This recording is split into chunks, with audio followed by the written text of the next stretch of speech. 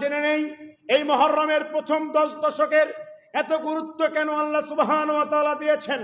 আল্লাহ সুবহানাহু ওয়া তাআলা সূরা ফজরের প্রথম আয়াতে কসম করে বলছেন, আল ফজর ওয়া লায়ালিন আশ, যে 10 দিনের কসম, 10 দিনের শপথ করে আল্লাহ রাব্বুল আলামিন মানব জাতিকে জানিয়ে দিচ্ছেন।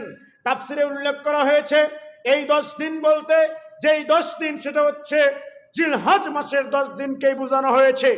আল্লাহ সুবহানাহু ওয়া তাআলা আমাদেরকে একটি গুরুত্বপূর্ণ রাত দিয়েছেন, সেটা হচ্ছে রমজান মাসের লাইলাতুল কদরের রাত। এটা অত্যন্ত গুরুত্বপূর্ণ একটি রাত, কিন্তু যারা মুহাদ্দিসিন ইকরাম, ফুকাহা, আলেম ওলামা রয়েছেন তারা বলেছেন ওটাও যেমন গুরুত্বপূর্ণ রাত, তার থেকে এটাও অন্যরকম গুরুত্বপূর্ণ ইবাদত করার, বিভিন্ন জিকির আজকার করার একটি মাস এবং এই 10টি দিন। কেন এই মাস এত গুরুত্বপূর্ণ? 1 নম্বর কারণ হচ্ছে এই মাস হারাম মাস।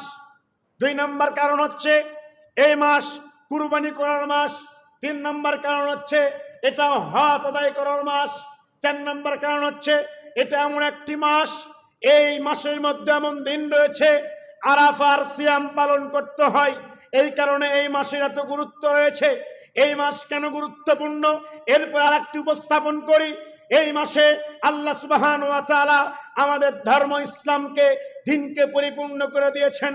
রাসূল সাল্লাল্লাহু আলাইহি ওয়াসাল্লাম তিনি বলেছেন, তারাকতু ফীকুম আমরাইন লা তাযিল্লু মা তামাসসাকতুম বিহিমা কিতাবাল্লাহি ওয়া সুন্নতি রাসূলিহি সাল্লাল্লাহু আলাইহি ওয়াসাল্লাম।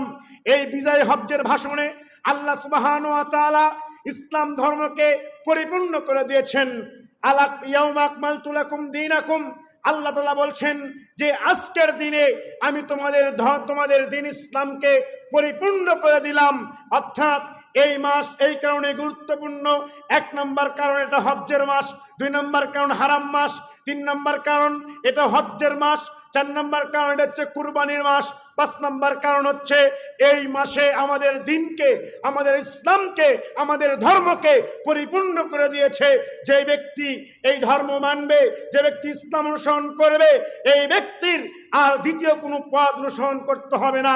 ইসলামই আপনার আমার জন্য যথেষ্ট হয়ে যাবে, আপনার আমার জন্য পরিপূর্ণ হয়ে যাবে। অতএব আমাদেরকে বুঝতে হবে যে আল্লাহ সুবহানাহু ওয়া তাআলা যতগুলো ইবাদত আল্লাহ সুবহানাহু ওয়া তাআলা মানুষদেরকে দিয়েছেন, মানব জাতিকে দিয়েছেন, নারী এবং পুরুষদেরকে দিয়েছেন, এর মধ্যে আপনার আমার কল্যাণ রয়েছে।